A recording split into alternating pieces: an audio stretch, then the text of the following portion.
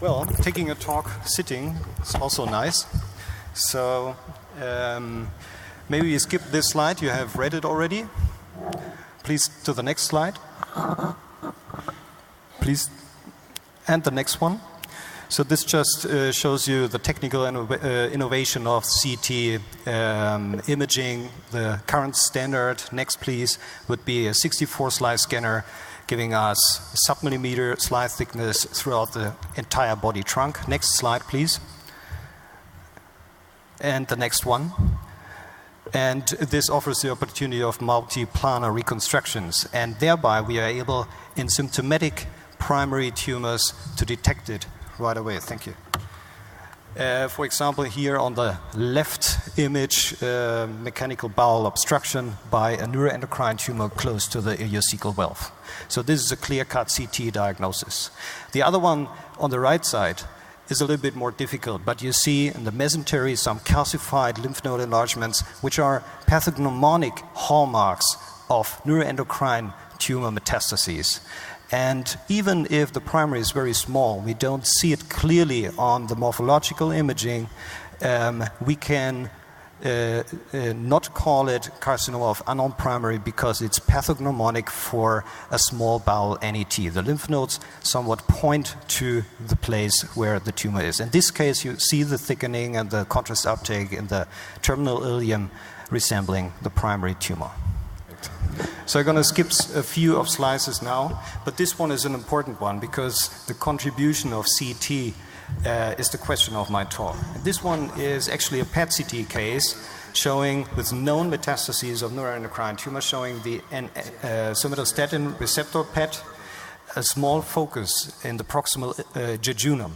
And then another one, more faintly, and rather a little bit more distally in the jejunum. But there's no morphologic correlate to be identified on the contrast-enhanced CT image. But if we go and make a clear, very early arterial phase, you can pick up that little spot. It's just because that nodule precedes the contrast uptake of the jejunal mucosa a little bit, and thereby you can increase the confidence of the PET scan read.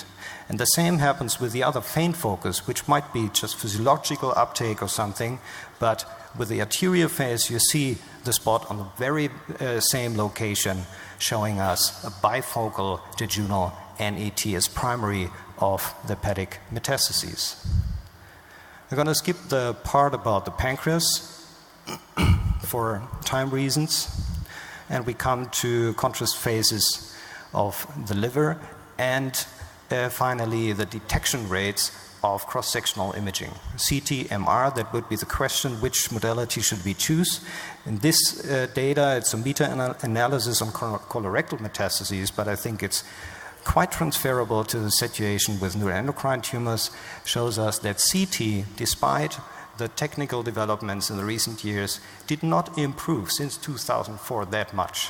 MR did a great step in that. 15% improvement of detection rate due to technical developments like multi-channel imaging, better sequences, 3D sequences, gapless scanning, and so forth.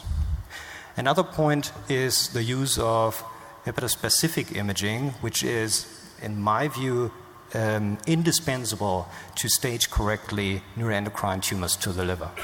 This is an unenhanced MR. You see there are metastases. You see them even better in the arterial phase, and the washout rather loses the contrast. But it's on all those images difficult to count the lesions actually, to give the exact number, and you cannot really measure them size-wise.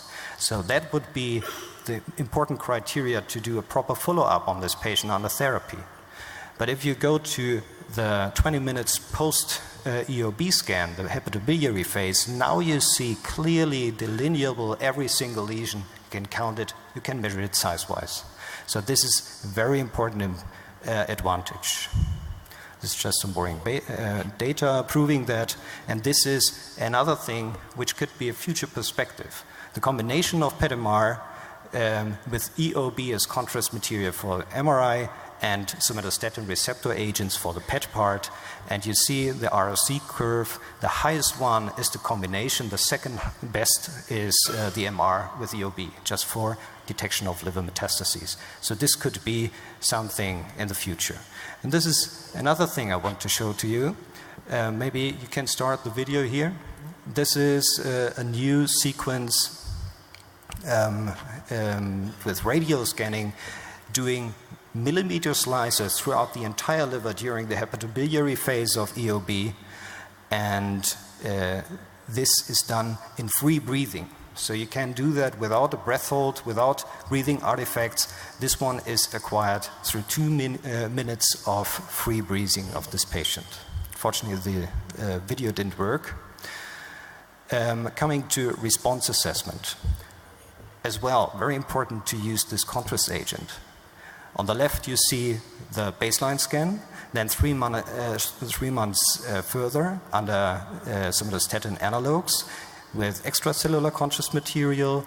You don't see the lesions that well, the tiny little spots in the back, in the segment 7 of the liver.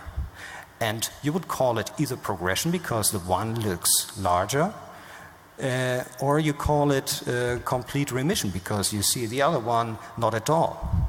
But 3 months later, another time, we did EOB scanning in the MRI, and the lesions in the segment 7 look pretty much the same as at baseline, and probably they were the same in between as well.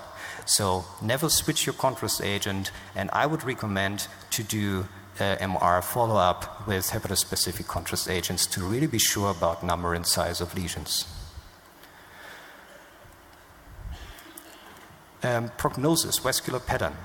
Many publications have shown that vascularity of neuroendocrine tumors is linked with better or poorer prognosis. We tried that in non-functional pancreatic NETs with liver metastases. They did not have any therapy apart of somatostatin analogs, but no criteria was significant for better or shorter time to progression. But then, taking out the patients who received somatostatin analogs,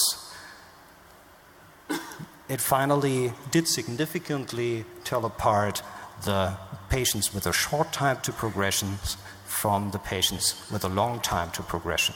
So maybe this feature could be attributed to other situations with neuroendocrine tumors, other therapy regimens and so forth, and help us upfront to tell about the prognosis. I think we are a little bit late in time, and so I skip the last slices until my summary. Primary tumors, a contribution of CT and MRI, the detection rate is probably higher than published with CT and MRI, but you have to use the proper technique. Examination technique is important, and the combination, of course, with functional imaging, somatostatin receptor scanning. Staging to the liver, I see a clear advantage of using MRI, especially with hepatospecific contrast agent. And the add-ons, which I skipped on the final slices, are hepatic tumor load, which can be assessed very nicely with cross-sectional imaging with CT and MRI, vascularity for the prognosis, and finally, indicators of carcinoid heart disease, soon going to be published. The data I wanted to show, and I skipped now, was data from Congress abstracts. That's going to be soon available to read. Thank you very much.